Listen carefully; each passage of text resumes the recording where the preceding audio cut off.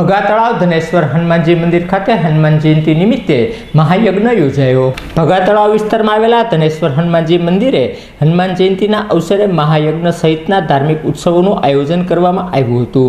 હનુમાન જયંતિ નિમિત્તે દાદાને આંકડાનો હાર તેમજ તેલ ચડાવી ભાવિકોએ દાદાના દર્શનનો લાવો લીધો હતો। જ્યારે આજના અવસરે મહાયજ્ઞમાં બેસેલા યજમાનોએ યજ્ઞમાં આહુતિ અર્પિત કરી હનુમાન જયંતિની ઉજવણી કરી ધન્યતા અનુભવી હતી।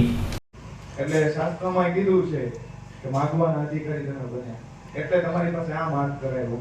એનો એક હેતુ એનો એક ભાવાર્થ એ પણ થાય છે કે ને તો ઓલો વ્યક્તિને કઈક અલગ લાગશે કે આમાં કઈક છે। કેમ?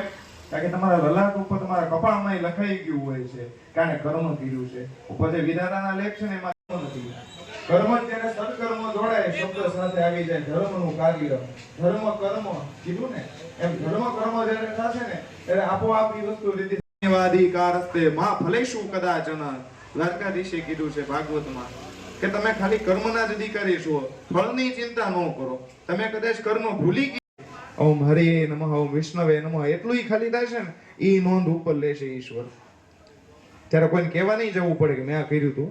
એ વિધાતાના સમયે તમારું ભગવાન અમે પૂજા કરવા બેઠા છીએ આજે તને માગવાનો અધિકાર તને અમને આપ્યો છે ત્યારે શું માંગીશ? બ્રાહ્મણ દેવતાએ કીધું કે અસ્તુ કલ્યાણ। બ્રાહ્મણ દેવતાએ કીધું કે તમારું કલ્યાણ થાય। કલ્યાણ એ કેવું? સુખ સુવિધા આવી જાય આપણી પાસે એસી હોય સરસ મજા